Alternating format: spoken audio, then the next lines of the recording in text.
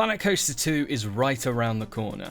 Frontier Development's latest theme park management sim boasts new themes, mechanics, and above all, the addition of water parks. To celebrate, Frontier invited us to none other than Thorpe Park on a sunny English day to talk with them about their long-awaited sequel. There was one catch though. For at least our first chat, they wanted to talk on one of Thorpe Park's rides, specifically their most recent record-breaking coaster, Hyperia. Standing at 72 meters tall and reaching speeds of up to 80 miles an hour, it was a daunting prospect. As senior producer Adam Woods and I buckled in, only one question sprang to mind.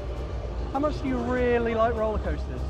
I didn't say it was a good question. I really like roller coasters. Yeah? How does that sort of tie into developing a roller coaster game? Well, it's a bit of a dream come true, isn't it? The only other thing I could do is design roller coasters, but I can do that in Planet Coaster 2. So I can take a roller coaster, I could be inspired by Hyperia here today at Thorpe Park, jump on Planet Coaster 2, jump into sandbox mode, and try any of some of the returning favourites from the original game, or some of the new roller coasters. Yeah. Have you got what's your favourite roller coaster to try and remake? And see if you can answer it now. I would like to try and recreate. God, the rain's quite stinging. Yeah, it's a bit of a chill. I would quite like to recreate Vampire from Chessington World of Adventures. Because that was my first big roller coaster as a young child that I got to go on. Lovely.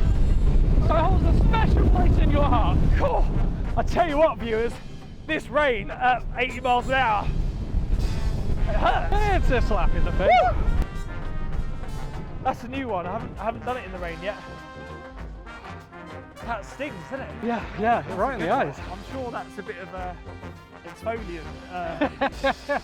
Feet firmly back on the ground, we retired to the event hall, where we were given more hands-on time with Planet Coaster 2. Frontier put us to work, as Woods alluded to, challenging us to recreate Hyperia. As a total Planet Coaster novice, my attempt was fine, but content creator Digital Dan's much more accurate effort stole the show.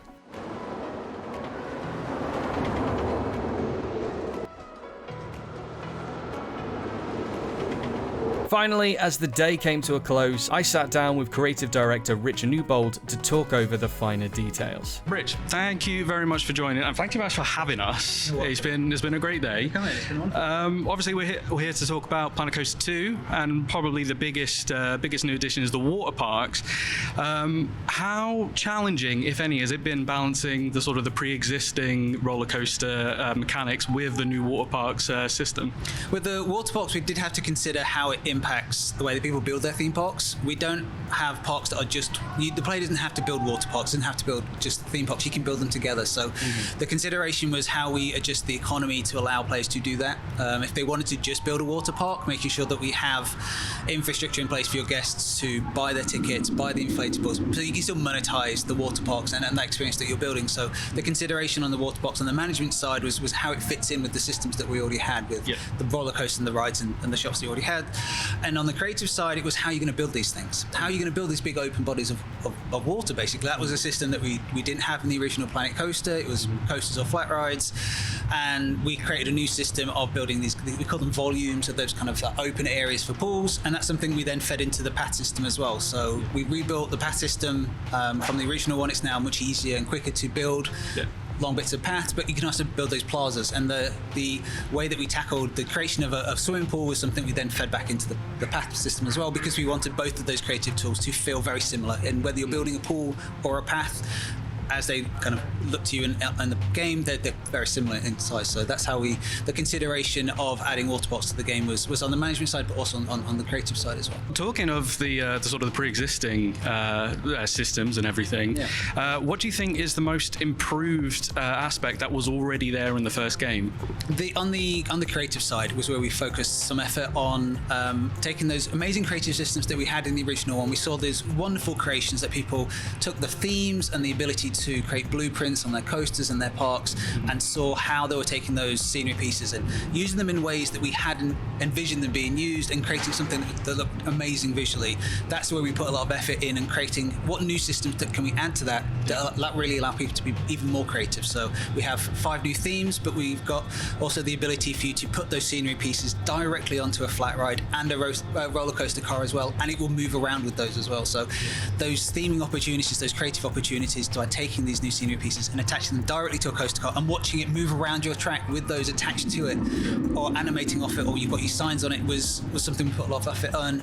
And that feedback we had from players of, we want to have the ability to scale the size of things. So now on some of the scenery pieces you can adjust the scaling as well. So you're combining those two systems together and the new scenery. I'm just really looking forward to what people do on their theme parks, but also on the rides themselves, and just see how they take the kind of the flat rides that we spent some time taking away some of the detailed theming that the version in the original Planet Coaster might have. So it's a bit more plain, more vanilla, so that you can now add your own theming to it in a much easier way as well. So depending on where you want to put it in your park, you have that flexibility now of, I'm going to put this in my mythology section, I'm going to put all the mythology pieces on it, because it's more of a blank canvas. So we want to make sure that the more creative players had a lot more tools and capabilities to see what they come up with. Gotcha. Well, sounds amazing.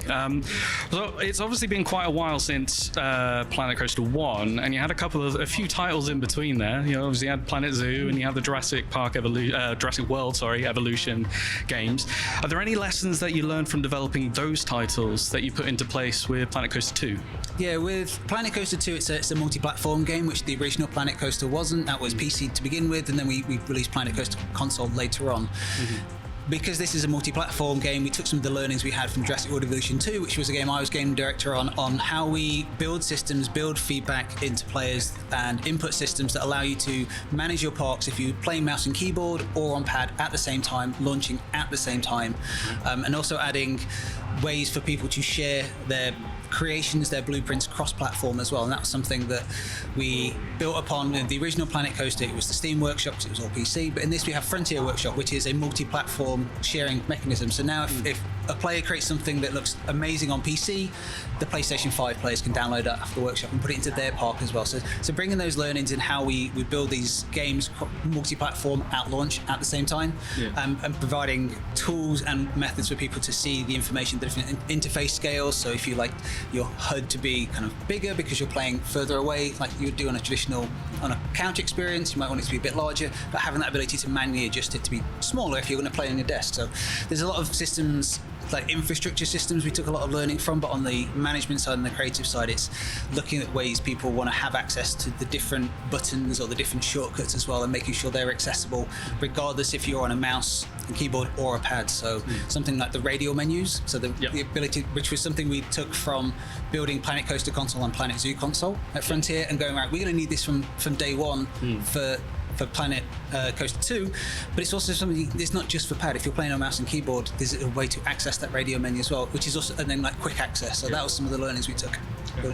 What are you most excited about players experiencing when Planet Coaster 2 drops? Yeah, for me, it's the creative potential that our community has shown in the past of taking the themes that we have, the scenery pieces, and then using them to build new things. Water Parks is a great addition. It's a really vibrant, new looking addition as well to the parks that you're building.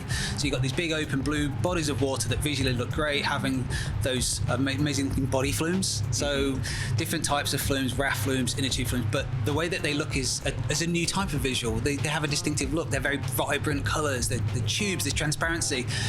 I'm looking forward to seeing how people add those additions to their existing theme park creations that they're building in Planet Coaster 2, taking that stuff and then layering in the water parks as well if they want. Well, that's all for me. Thank you very much for your time, and I'm excited to meet you. Cheers. So, are you excited to get your hands on Planet Coaster 2? What aspect are you looking forward to stretching your creative muscles most? Let us know below, and make sure to stick with GamesRadar for the latest news, previews, and more.